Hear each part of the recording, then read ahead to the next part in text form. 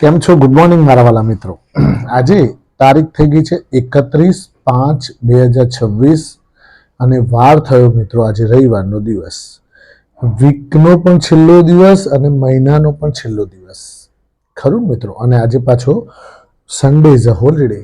આજે ફેમિલી સાથે સમય વિતાવવાનો દિવસ. અને બીજું મિત્રો કે આજે શનિ રવિ આપણે સ્પેશિયલ કંઈક ને કંઈક અવનવું સારું તમારી સાથે પીરસવાની કોશિશ કરતા હોઈએ છીએ. તો દરેક સબસ્ક્રાઈબર, વ્યુઅર્સ એન્ડ જેટલા પણ તમે મિત્રોને તમે શેર કરો એ બધાને આ વિડીયો ઇમ્પોર્ટન્ટ થઈને રહેતો હોય છે. તો મિત્રો તમારા જેટલા પણ મિત્ર સર્કલ, રિલેટિવ્સ બધાને તમે આ વિડીયો શેર કરી શકો છો. બીજું કે બજારની અંદર અત્યારે તમે જુઓ છો કે કસમકસ ઉપર નીચે બધું ચહલ પહલ થઈ રહ્યું છે. ત્યારે રોકાણકાર અસમંજસમાં આવી જાય છે. રોકાણકાર શું થઈ જાય છે? અસમંજસમાં કે ભાઈ આ રોકાણ આપણે કર્યું છે, સીધી લીટીનું તો રોકાણ છે નહીં. માન લો કે તમે 50 રૂપિયા રોક્યા અને સીધા જ તમને ભાઈ વર્ષે 55 રૂપિયા મળવાના છે, એ વસ્તુ તો છે જ નહીં આમાં. કે ભાઈ 2 વર્ષે તમને 65 રૂપિયા થવાના છે કે 2 વર્ષે તમને 80 રૂપિયા થવાના છે 50 રૂપિયાના, એ વસ્તુ તો છે જ નહીં. ઘાટ આવે તો 50 રૂપિયાના તમારા 30 રૂપિયા પણ થઈ જાય 2 વર્ષે. બંને બાજુ છે.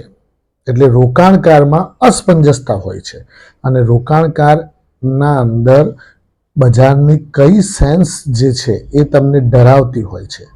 એના ઉપર આજે ચર્ચાઓ કરવાની છે. 3 સેન્સ છે એ બજારમાં હર હંમેશ બધા જોડે બનતું હોય છે. બધાની જોડે. કોઈ પણ રિટેલ ઇન્વેસ્ટરને તમે લઈ લેશો ને તો આ હું 3 સેન્સ કહીશ ને, એ 3 સેન્સ એના ઉપર વર્ક કરતી હશે, ક્યાંક ને ક્યાંક અસર કરતી હશે. તમે જોજો. આપણે પહેલી શરૂઆત કરીએ મિત્રો પહેલા નંબરની સેન્સથી, કે જે સેન્સ તમે જ્યારે પણ બજારની અંદર એન્ટર થાવ છો, કે બજારમાં તમે જ્યારે પણ આ વસ્તુ જોશો તો એ વસ્તુ તમારી સાથે પણ બનતી હશે. ખરું મિત્રો?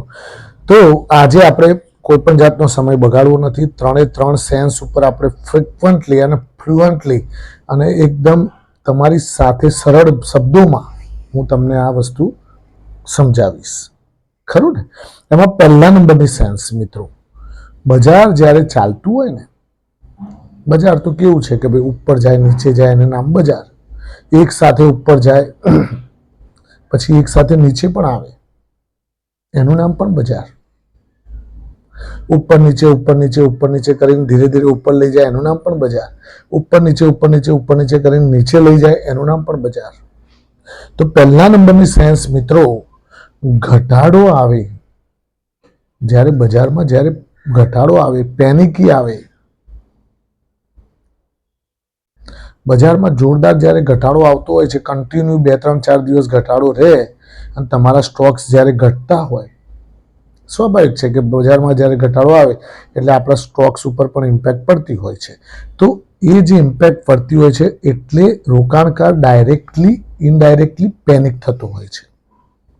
શું થતું હોય છે? પેનિક, ડર ઘૂસી જતો હોય છે કે સાલું માર તો બધું માંડ 80,000 પોર્ટફોલિયો પહોંચ્યો હતો અને ઘટતો પાછું 65,000 થઈ ગયું, 15,000નો લોસ. એટલે એક પેનિક, મગજની અંદર એક પેનિકી ઉત્પન્ન થતી હોય છે. એટલે રિટેલ રોકાણકાર શું કરે કે ઘટાડો આવે એટલે સીધું જ શું કરે, 65 તો 65, હમણાં 50 થઈ જાય પહેલા વેચી દેવા દો. આવું નોર્મલ રોકાણકાર વિચારતો હોય છે. અને પાછા બધી જગ્યાએથી ટીવીઓ વાળા શું કહેશે કે બહુ જ ખરાબ માહોલ છે અત્યારે, હાલ કસમકસનો માહોલ છે, ઢીકણું ફલાણું, એટલે તમને અંદર પાછો ડર પેસે. એટલે તમે શું કરો? ઘટાડો આવ્યો એટલે વેચી નાખો. પેનિક થઈને તમે વેચી નાખશો માલ. અને જ્યારે તેજી ચાલતી હોય છે, જ્યારે બજાર ફૂંફાળા મારતું હોય છે, ઉછાળા મારતું હોય છે, ત્યારે તમે શું કરો છો? ખરીદવા દોડો છો કે લાય ને આ લઈ લઉં, સુધલો 50 85 થઈ ગયો, હું લઈ લઉં, હું કમાઈ જાઉં, પેલો કમાઈ ગયો, હું કમાઈ ગયું. રોકાણકારોની આ વૃત્તિ ઉપરના લેવલે ક્યાંક ને ક્યાંક ફસાવતી હોય છે. અને જ્યારે ઘટાડે તમે વેચશો એટલે તરત જ બજાર પાછી ત્યાંથી થોડા સમય પછી બાઉન્સ થઈ અને ઉપર દોડશે એટલે તમને પાછું વસવસું રહેશે. ખરું ને મિત્રો? આ એક સેન્સ બધા ઉપર કામ કરતી હશે. બીજા નંબરની સેન્સ, ખરીદો એટલે ઘટે અને વેચો એટલે વધે. આવું બધા જોડે બને.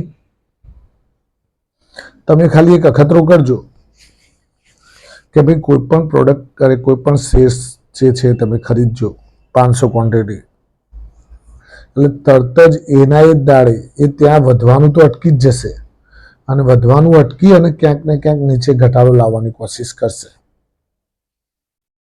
દાખલા તરીકે તમે એનટીપીસી નહીં પણ આપણે કોઈ પણ એવી કોઈ એનએલસી ઇન્ડિયા તમે માની લો કે 500 ક્વોન્ટિટી ખરીદી, હવે લગભગ 300ની આસપાસ તમે ખરીદી.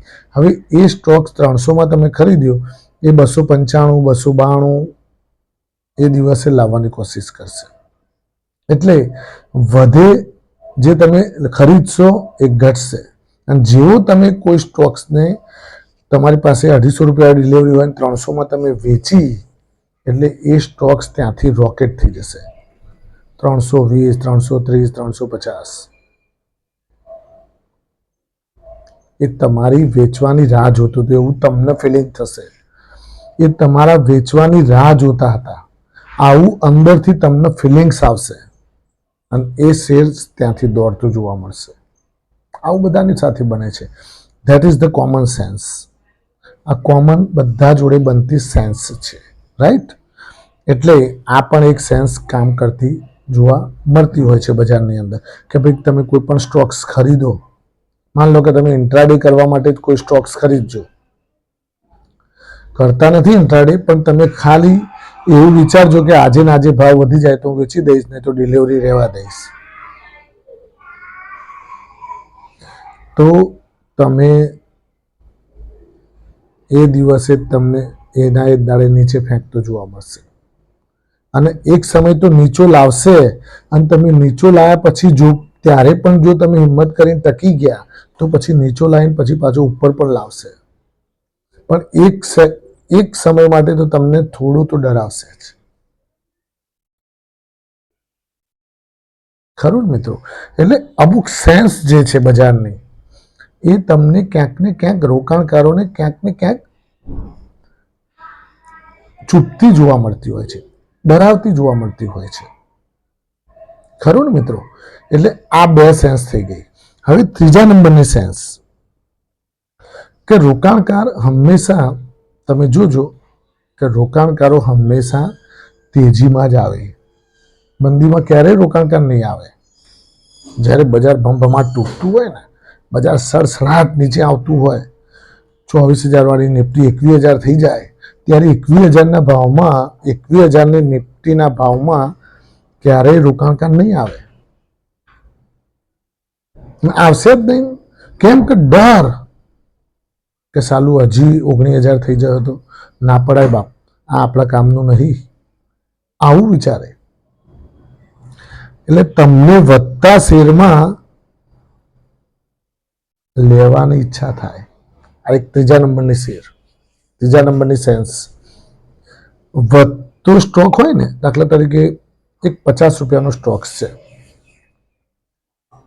એની અપર સર્કિટ 60 રૂપિયાની છે, 20% એટલે બરાબર છે. હવે આ 50 રૂપિયાવાળા સ્ટોક્સમાં રિઝલ્ટ સારું આવ્યું અને 52 રૂપિયા કે 53 રૂપિયા ખુલ્યો અને પછી સડસડાટ દોડતો 54 55 55 થયો. એટલે તમને શું થશે કે આ સ્ટોક્સ 20%ની સર્કિટ મારશે, કારણ કે દોડમ દોડ કરતો હોય. એટલે તમે શું કરશો, 10% વધેલા સ્ટોક્સની અંદર 55 રૂપિયાના ભાવે એન્ટર થશો. કઈ લાલચ છે કે 60 થશે,